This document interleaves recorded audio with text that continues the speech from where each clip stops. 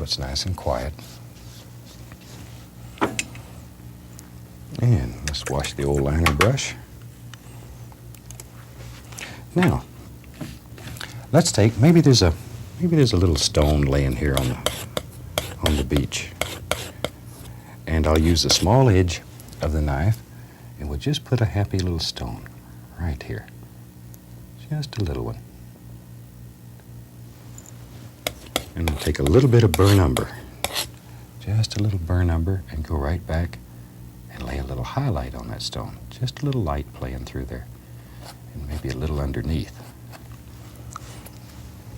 Then we can take a 1-inch brush, grab a hold of just the bottom, and pull down. We want that stone to reflect into the wet sand, and then come across. Just come across the reflection, though. We don't want to touch our stone yet. Okay. Now we'll use a little bit of magic white on the knife, and we'll put like it's water standing around the stone. Just a little. Just let it work right around. And if you put one in here that's too bright, all you have to do is just keep rubbing it, and it'll pick up the blue that's underneath and dull right down for you. There we go. And in this painting we use such a limited palette. There's so few colors used here. Now maybe you can, if this is in Florida, we need a palm tree. I got to have a palm tree, so maybe there's a big palm tree right out through here. We'll just start here with a little bit of the Van Dyke brown. Pull it out very flat. Get a small roll of paint on the knife, and maybe they're just coming from right off the side of the canvas here. And we're just barely touching the canvas. Just let it go up, like that. And now we can do the other side of the tree. Just do one side at a time. And when you do these, you want them to get smaller as they go up. Now, I know it sounds crazy, but sometimes it's a little hard to do. Just want them to get smaller toward the top. There. Now, we got us a basic trunk in. And palm trees are like everything else. They get lonely too, so let's give him a friend. Maybe there's one that, oh, he just bends all around like that and comes way out through here. You know, when you're painting these, make up little stories. Sort of helps you go along. Just capture a dream in your mind, put it on canvas before it escapes. And painting should make you happy.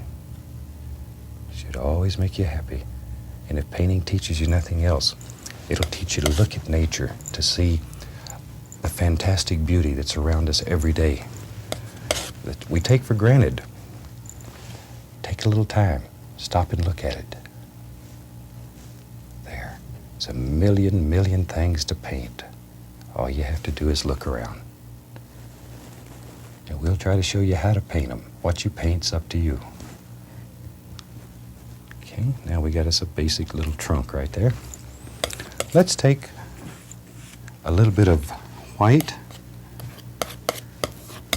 and we'll make a gray color here. Now I've made this gray color by mixing about equal amounts of phthalo green and alizarin crimson. Phthalo green and alizarin crimson makes a beautiful, beautiful gray, a true gray. Now we can put a little highlight on these trunks, and all we're going to do is just touch the canvas. Just touch it. Let the canvas pull off what it wants. You don't have to make any decisions. Looks like the hurricane come through and blew the top of those off. There. When I was a boy being raised in Florida, it was not unusual to have some big hurricanes. Ooh, goodness gracious. They would blow you around for days. There we go. Just touch. All you have to do is just touch. It's just gray and white. Just let that follow right up the tree. There. Okay, I think we're about ready to put some leaves on this big old tree. Now I'm going to take a little bit of paint thinner on my fan brush and go right into this same gray color. But I want it very thin. very thin. And I'm just using paint thinner. We'll add a touch more there. There we go. And you have to make an almighty decision which one of these trees is in the front and which one's in the back. Maybe the little one's in the back. So we'll do him first. All you have to do is just touch and then take the fan brush with this thin paint and pull. Just pull real quick. Just snap it. Just snap it, and it'll make all the little leaves that you have on the palm trees. Okay, now let's go. Maybe there's another happy little limb right there. We'll give him a little pull. Just like so. Just touch and pull. And maybe there's one that comes right out here. Like that. Touch and pull. Now this one's sort of coming right towards you, so maybe you can see both sides of him. So put a little bit on the other side too. Don't want all the little leaves on one side of the palm limb. Just let it come right on down. Both sides. And right up here, maybe there's one that goes up and sort of turns. We'll put some limbs right here. There. Very thin paint though. Very, very thin. And one more right there. Touch, pull. Just sort of snap the brush. And you can put as many leaves on your palm tree as you want. I'm just going to put a few to show you how to do them. And then at home you can just do anything because you have unlimited time. Let's have a nice big limb that comes right out there. Touch and pull. Now you can really see these little leaves against the clouds in the sky. There we go. Now, maybe it comes right on back like that. There. And give him another one elm right down through here.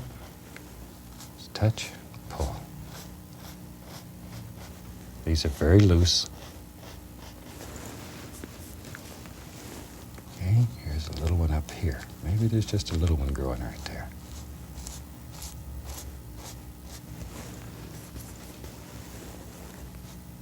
There we go. Like so.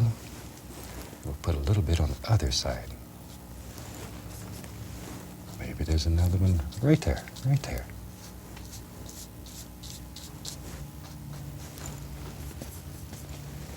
And we'll put one more that's sort of going across the trunk. Don't have all the limbs just going on either side. Have some actually go across the trunk. Makes it look a little more realistic. Now I'm going to take the same gray color and go into a lighter gray, just a tiny, tiny bit. I just want to make these stand out because I really want to keep these silhouetted as much as possible. And just barely touch, just the least little indication of highlight on there. Don't overdo. Very easy to overdo. And you have to sort of figure out where the center of the limb is here, the vein that goes through the center. Just touch like that. There we go. There's one. Just barely touch. Follow the angles that you have in your original limbs. Yeah. There we are. And I think this will give all of our friends in Florida and anywhere else that want to paint a seascape an idea of how to do a fantastic little seascape that works so easy and it'll make you happy. There. Just like that. Now, maybe, going right back into the same gray color, and I'm using the liner brush this time. Maybe we'll just put a few little indications of things down here. There we are. Just some little sea oats or something is growing right down in here. Just take your fan brush and drop them in. There I said fan brush, I meant liner brush.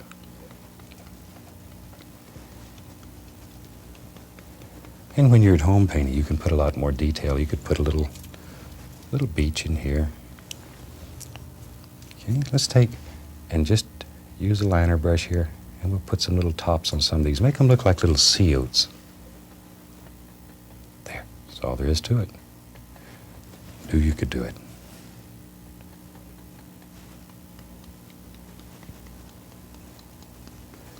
And something like so. I think we have a painting here that's just about ready for a signature. So I'll go into a thin oil, and any kind of thin oil will work. At home you could use like linseed oil or copal or any type of oil that's nice and thin. You want to take and work that brush until the paint's almost like water. Turn it to bring you a nice sharp edge here. Just turn it. And then we can sneak right up in here and put a signature on it. That's when you're almost ready to stand back and admire. Now, when you're doing these black canvases at home, view them under several different lights.